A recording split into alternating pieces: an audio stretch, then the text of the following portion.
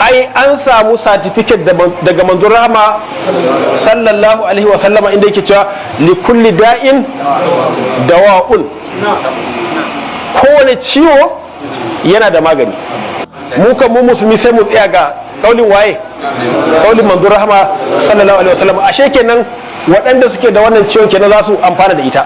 Ya zo akan maganar tafarnuwa, ya kawo cututtukan da suke da tasiri akan ciwon AIDS.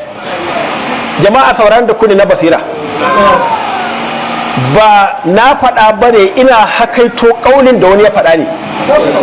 Pamplona Roja gashi nan, Encyclopedia of Medicinal Plant na Pamplona Roja, wani mutumin Spain ne.